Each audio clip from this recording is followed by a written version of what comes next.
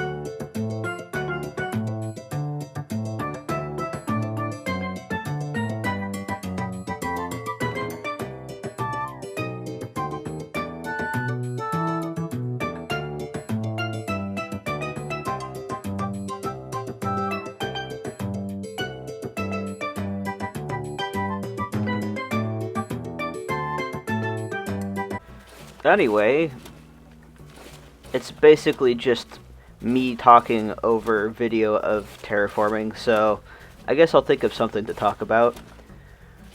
This is releasing in August, so I have no idea what's going on at this point, but when I'm recording this, the Switch 2 just came out, and I have no interest in buying it anytime soon.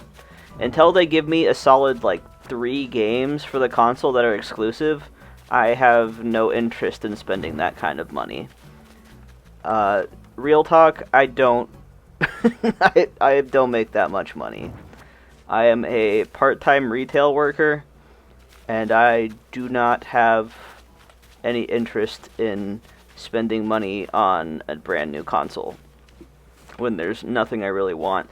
Like, Mario Kart World looks like fun, but if that's the only game that's exclusive, and I'd mostly just be playing my Switch 1 games anyway, there's no reason for it. I have seen the footage of, like, super laggy islands no longer lagging on the Switch 2, and that's also cool, but it doesn't really bother me that there's lag. I don't know. That might just be a me thing, but, like, I'm desperately trying to get myself to not buy the Switch 2. Not necessarily because of protesting. I mean, hell, I'll protest it. I think it's way too expensive. But I have no need for it, truly. Like, there's not enough games out for the Switch 2. Maybe there will be by the time this is recorded, and I'll change my mind, but by the time this video comes out. But at the same time, truly, I have no interest in the Switch 2. People would show it off, like, in a Discord server I'm in, and I'm like, that's neat, but it's not worth the $500+ that I'd have to spend on it. Like, that's basically a full paycheck for me. Like a 2-week paycheck.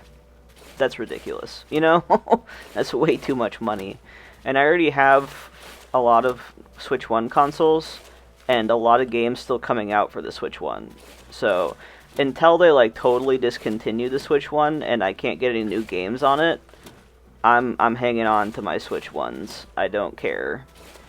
I've seen a lot of people, like, obviously influencers getting them, which I get it, it's your job, you know. If you're getting paid to do this kind of content, you'll want the newest system right away, but I would feel disingenuous if I bought it immediately, because I have no reason to, whatsoever.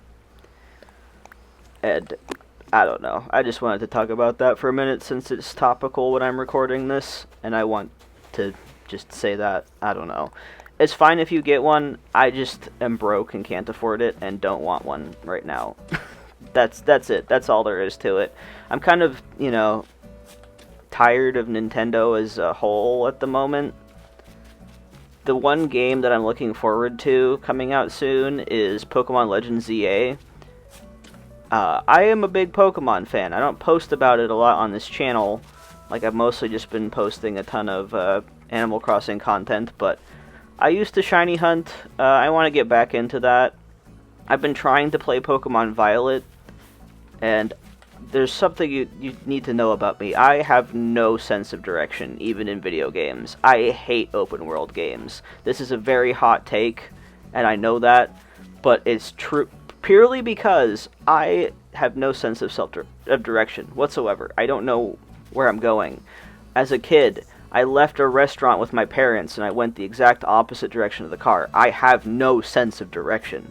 So when I have full control over the camera, it's extremely disorienting for me. So that's a me problem. Trying to play Violet has been a nightmare because the minimap is hard to work with. And I am recording my playthrough because this is my first time playing it. And that's another thing. When Violet first came out, I bought it right away, but I didn't touch it because I saw all of the glitches, and I'm like, okay, I'm gonna wait until they patch all of that because it looks horrible. And I haven't had any glitches with my playthrough thus far, which is great, you know, they fixed those, but I don't know. Maybe Pokemon isn't for me anymore. Maybe modern Pokemon isn't for me. I can't with the open camera.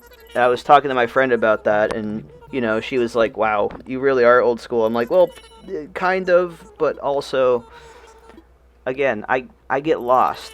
This is why I don't play Zelda games. I get lost in video games. It's so bad. And I'd even...